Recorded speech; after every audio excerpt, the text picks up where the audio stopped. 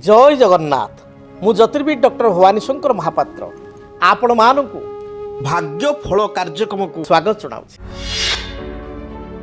तेबे दर्शक बंधु आज आम आलोचना करबा मीन लग्न व्यक्ति विशेषों केउं ग्रह मुख्यतः जोगकारक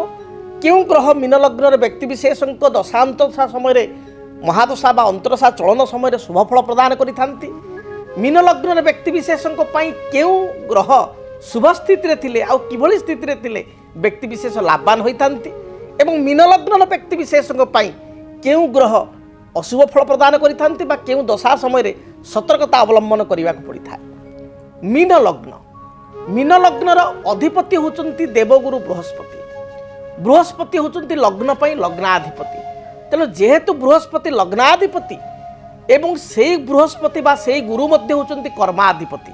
अर्थात लग्नपति हिसाब रे मीन लग्न हिसाब रे लग्नर अधिपति एवं दशम पड़ुची धनु। जदि मीन लग्न हिसाब करेंगे दशम पड़ो धनु ताहा मध्य बृहस्पति घर। तेणु दशम अर्थात कर्म पैतृक धन पैतृक संपत्ति प्रतिष्ठा कर्म रे उन्नति कर्म क्षेत्र में प्रसिद्धि यार मध्य कारकत्व ग्रह होचंती निजे बृहस्पति। तेणु से होचंती कर्माधिपति 10th लॉर्ड। तेणु लग्नाधिपति और कर्माधिपति होइतिबारु जो मानकर मीन लग्न से बृहस्पति होचंती एक निर्णायक ग्रह अत्यंत शुभ ग्रह एवं पूर्णतः शुभफल प्रदान करुथिबा ग्रह। से भली भाव रे जो माने मीन लग्न रे जन्म ग्रहण करिसंती सेमानक पई मंगल होचंती धनेश धनाधिपति। धनर अधिपति होचंती धनपति हिसाब रे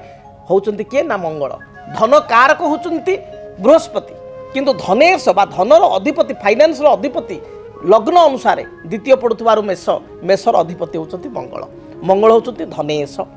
एवं जदि मीन ठू आप हिसाब करें मीन लग्न जन्म जेहेतु मीन लग्नर नवम पड़ो बिछा। तेणु आम जानूँ मंगलकर हूँ दुईटा राशि गोटे हूँ मेष गोटे हूँ बिछा।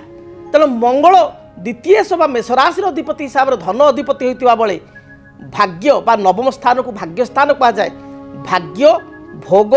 भाग्य रे अनुकूल परिस्थिति भाग्य ही सबकिछि कारण भाग्यम फल्यति सर्वत्र नच विद्या नच पुरुषम। भाग्याधिपति होइतिबारु मंगल होचंती एक निर्णायक ग्रह बा अत्यंत शुभ ग्रह। तेणु लग्नाधिपति कर्माधिपति बृहस्पति मीन लग्न पाई जोगकारक से भली धन वचन कुटुंब पारिवारिक स्थिति आर्थिक स्थिति सफलता भाग्य भोग साधना बा भाग्यर ग्रह होचंती मंगल। तेणु मंगल मध्य होचंती अत्यंत जोगकारक। तेणु बृहस्पति पर द्वितीय जोगकारक ग्रह होचंती मंगल। तापरे चंद्रमा होचंती पंचमेश जो मानकर मीन लग्न पड़ो मीन ठार आप हिसाब करने कर्कट मीन 1 मेष 2 वृष 3 आपणकर मिथुन 4 एवं कर्कट हूँ 5। पंचमेश होचंती चंद्रमा संतान संतान हेतुक सुख उच्च विद्या प्रतिष्ठा भूमि गृह यार कारकत्व ग्रह चंद्र सहित पंचमेश संतानर अधिपति उच्च विद्यार अधिपति विदेश यात्रा ऐश्वर्य कृपार ग्रह होचंती चंद्रमा। तेणु चंद्रमा होचंती मध्य जोगकारक। एहा परे रवि षष्ठाधिपति बा षष्ठेश होइतिले मध्य बृहस्पतिंकर परम मित्र होइतिबारु एही लग्न पई रवि मध्य होचंती जोगकारक। तेणु मीन लग्न पई आपण माने जानिले केउं ग्रह माने जोगकारक। प्रथमतः बृहस्पति तापरे मंगल चंद्र एवं रवि ए 4 गोटी ग्रह होचंती शुभ। तेणु मीन लग्न व्यक्ति विशेषଙ୍କ जातकरे जदि लग्न रे रवि बृहस्पति रहीगले द्वितीय रे रवि बृहस्पति रहीगले लग्न रे बृहस्पति मंगल रहीगले बा द्वितीय रे मंगल बृहस्पति रहीगले बा द्वितीय रे रवि उच्च थाइकिरी मंगल सहित युक्त होईगले बा आपणकर बृहस्पति सहित युक्त होईगले बा आपणकर कर्कट राशि रे बृहस्पति उच्च होईगले बा उच्च युक्त होईकिरी रवि युक्त होईगले बा रवि मंगलकर संपर्क हैला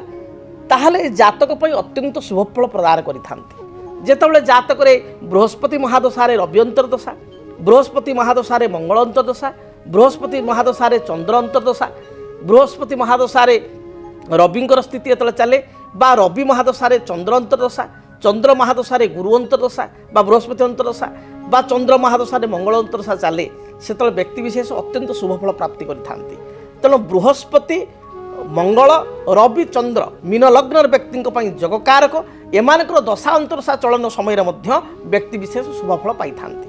से भली अशुभ ग्रह किए मीन लग्न तृतीय मारक स्थान अधिपति एवं अष्टमेश 8 लॉर्ड किएटा शुक्र शुक्र हूँ 8 अष्टमेश अष्टम भाव बा तुला भावर एवं तृतीय क्षेत्र वृषभ राशि अधिपति तुला वृषर अधिपति जहाँकि तृतीय भाव वृष एवं अष्टम भाव तुला तेणु शुक्रंकर स्थिति यदि जातक खराब स्थिति था शुक्र बा शुक्र यदि दशा चली था तार मीन लग्न व्यक्ति विशेष अशुभ फल पाई था शनि होचंती लाभेश एवं बेश व्यय बा खर्चर अधिपति तेणु शनि मध्य जोग कारक नुहंती शुक्र जोग कारक नुहंती शनि जोग कारक नुहंती यह सहित बुध जदि आम देखा बुध चतुर्थाधिपति सप्तमाधिपति एवं बुध ए मीन लग्न व्यक्ति को केन्द्राधिपति दशर मध्य दशयुक्त होता जेहेतु दुईटी केन्द्र अधिपति बुध होचंती बाधक तेणु मीन लग्न व्यक्ति जिते बुध महादशा चले बुध अंतरशा चले शुक्र महादशा चलती शुक्र अंतरशा चलती शनि महादशा चलती शनि अंतरशा चलती से समस्या सृष्टि होता है ठीक यार विपरीत जो रवि महादशा चंद्र महादशा मंगल महादशा बृहस्पति महादशा शुभ फल प्रदान करती आपण जातक मीन लग्न आपणकर जदि बृहस्पति चली बृहस्पति जातक मकर राशि नीचस्थ अच्छा एकादश थी बा मंगल आपण नीच अच्छा शनि द्वारा दृष्टि प्राप्त होती शत्रु द्वारा बा रवि तुलारे नीच अच्छा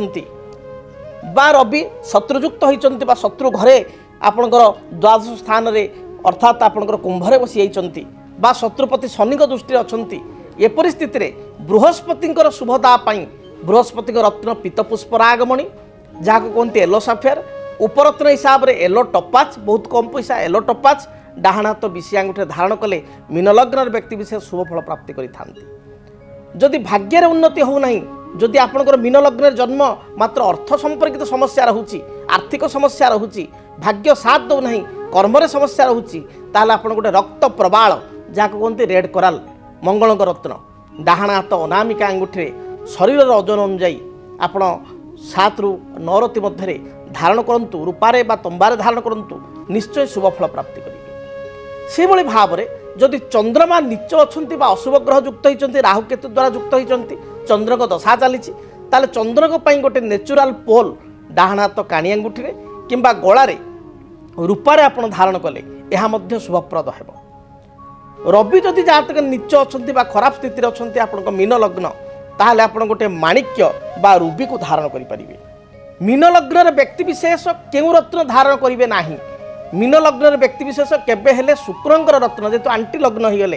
अर्थात देवगुरु बृहस्पति होता बेले दैत्य गुरु होती शुक्र बा शुक्राचार्य तेणु शुक्रंकर रत्न अर्थात आप डायमंड आस्ट्रो डायमंड बा diamond white zircon white opal white coral आपको आदौ आप पिंधे ना धारण करेंगे ना आप अशुभ जदि आप मीन लग्न से भाई जदि आप मीन लग्न ताहले आप ब्लू साफेयर नीलम बा नीला शनि उपरत्न आमेथिस्ट या आदौ धारण करेंगे ना से भाई बुधंक रत्न अर्थात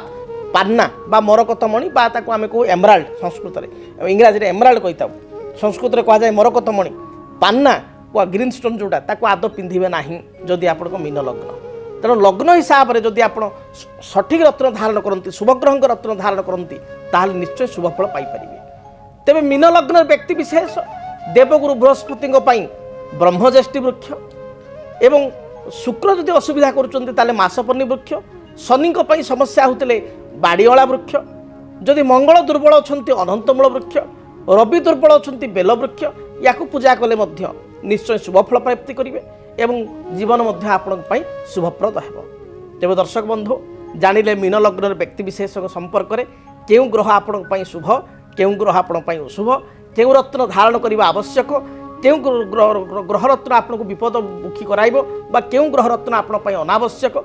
क्यों वृक्ष को पूजा कले आप शुभफल प्राप्ति करेंगे एवं आपण ओभरऑल क्यों क्यों दशा बा महादशा शुभप्रद जदि आपणक जीवन रे व्यक्तिगत पारिवारिक समस्या कर्मक्षेत्र नियुक्ति वैवाहिक समस्या वास्तु दोष एवं माली मकदमा आदि समस्या थाए ताहेले समस्यार समाधान और परामर्श पाई आमको जोगाजोग करंतु ज्योतिर्विद doctor Bhabani Shankar Mahapatra Budheswari colony plot number 26 Bhubaneswar phone number 9776833302 9439444924 आमर वेबसाइट www.youtube.com srijagannathastro.com। କେମିତି କଟିବ 2026 ମସିହାରେ ଆପଣଙ୍କ ଭାଗ୍ୟ? କେଉଁ ରାଶିରେ ରହିବ ସମସ୍ୟା ଆଉ କିଏ ହେବେ ଲାଭବାନ? କେମିତି ରହିବ ମେଷଠାରୁ ମୀନ ରାଶି ପର୍ଯ୍ୟନ୍ତ ଭାଗ୍ୟଫଳ? ଜାଣିବା ପାଇଁ ଦେଖନ୍ତୁ ଆମ କାର୍ଯ୍ୟକ୍ରମ 2026 ଭାଗ୍ୟଫଳ। 2026 ମସିହାର ଆପଣଙ୍କ ରାଶିର ସମ୍ପୂର୍ଣ୍ଣ ଭାଗ୍ୟଫଳ ଜାଣିବା ପାଇଁ ଚ୍ୟାନେଲକୁ ସବସ୍କ୍ରାଇବ୍ କରନ୍ତୁ, ବେଲ୍ ବଟନକୁ ଅନ୍ କରନ୍ତୁ। ଦେଖନ୍ତୁ DTV ଓଡ଼ିଆ। DTV ଓଡ଼ିଆ ଦେଖିବା ପାଇଁ ସବସ୍କ୍ରାଇବ୍ କରନ୍ତୁ ଏବଂ ବେଲ୍ ଆଇକନ୍କୁ ମଧ୍ୟ ଦବାଇ ଦିଅନ୍ତୁ।